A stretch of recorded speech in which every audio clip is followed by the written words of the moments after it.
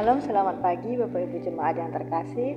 Bersyukur hari ini kita boleh bersama-sama kembali akan ditegur dan diingatkan, disegarkan kembali oleh kebenaran firman Tuhan. Mari sebelum kita masuk di dalam sarapan kita bersama-sama kita berdoa.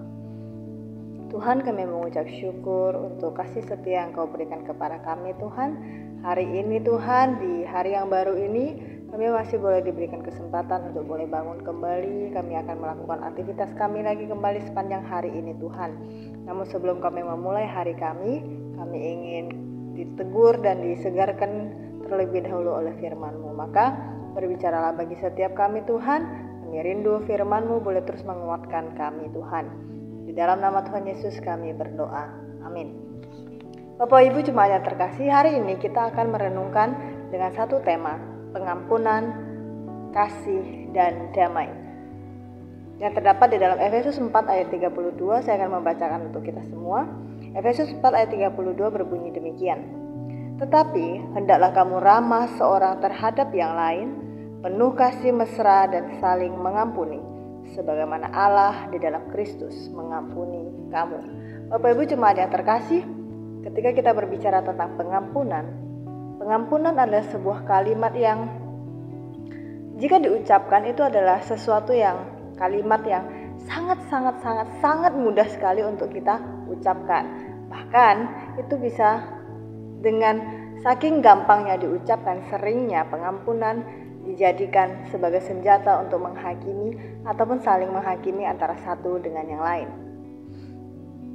Namun yang menjadi pertanyaan adalah Bapak Ibu, apakah di dalam aksi melakukan pengampunan ini mudah? Jawabannya sangat tidak mudah Bapak Ibu. Seseorang akan berjuang dengan hebat ketika hendak melakukan kalimat tersebut. Pengampunan tidak semudah melupakan luka yang tercipta, terkhusus di dalam kehidupan kita berkeluarga Bapak Ibu Saudara yang terkasih. Ketika kita dilukai oleh keluarga, ketika kita mengalami kepahitan di dalam keluarga, ketika kita mengalami kekecewaan di dalam kita menjalani hidup kita dengan anggota keluarga kita, pengampunan ini tidak segampang yang diucapkan dari mulut Bapak Ibu Saudara terkasih. Butuh perjuangan, bahkan perjuangan seumur hidup untuk bisa membuktikan aksi nyata dari kalimat tersebut. Bagian Alkitab yang kita baca di dalam Efesus 4 ayat 32 tadi, Rasul Paulus mengingatkan kembali kepada setiap kita bahwa kehancuran dari sebuah keluarga adalah tidak adanya rasa damai, tidak adanya kasih, dan tidak ada pengampunan di dalam keluarga tersebut.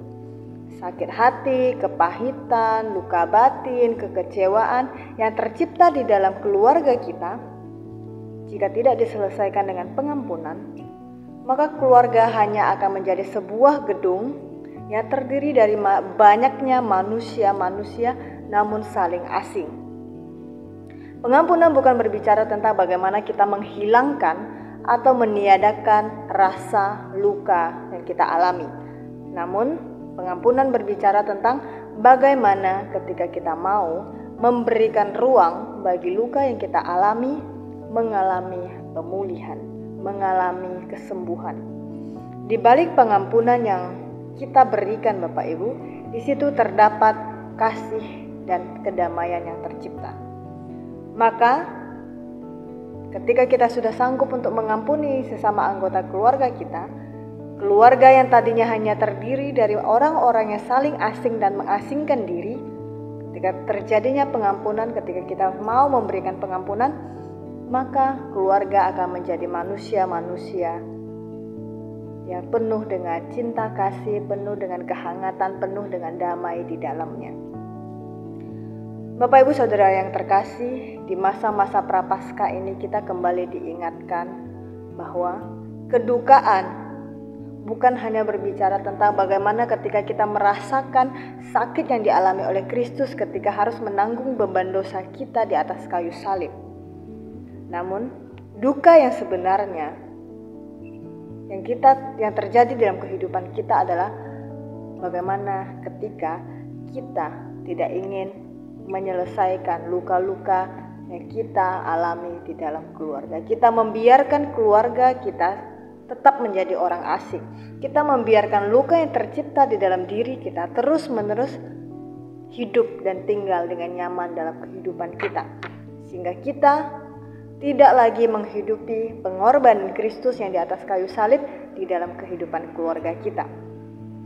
Bapak Ibu Saudara yang terkasih, bukankah akan sia-sia pengorbanan Kristus di atas kayu salib ketika kita tidak mewujud aksi nyatakan apa yang Kristus perintahkan kepada kita? Bukankah akan menjadi sia-sia Kristus memberikan nyawanya bagi setiap kita ketika kita tidak mewujudkan di dalam kehidupan kita berkeluarga kasih, damai, pengampunan yang Kristus ajarkan kepada setiap kita, lalu kita tidak melakukan dalam kehidupan kita, melainkan kita membiarkan kehancuran terus-menerus terjadi dalam keluarga kita?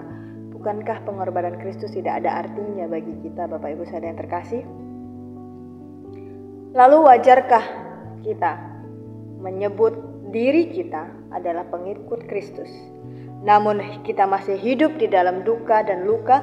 Kita membiarkan luka, membiarkan duka, membiarkan kepahitan, kekecewaan terus tinggal dengan nyaman di dalam hidup kita, karena kita tidak mau memberikan ruang pengampunan, tidak mau memberikan ruang pemulihan bagi diri kita dan juga bagi anggota keluarga kita.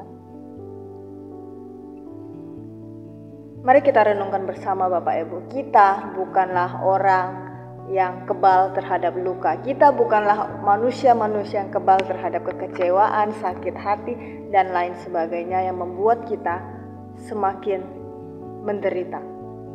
Dan Kristus ingin mengajarkan kepada kita bahwa Kristus yang tergantung di kayu salib ingin membebaskan kita dari derita, luka, kekecewaan tersebut. Oleh karena itu Kristus mengajarkan kepada kita di Efesus 4:32 yang kita baca bersama-sama, hendaklah kamu ramah seorang terhadap yang lain, penuh kasih mesra, saling mengampuni sebagaimana Allah di dalam Kristus mengampuni kamu. Bapak Ibu Saudara yang terkasih, atas hak apa, atas dasar apa kita terus menyimpan luka kepada orang lain, sedangkan Allah yang terus-menerus kita sakiti, terus-menerus kita kecewakan, memberikan nyawanya supaya kita mengalami pemulihan.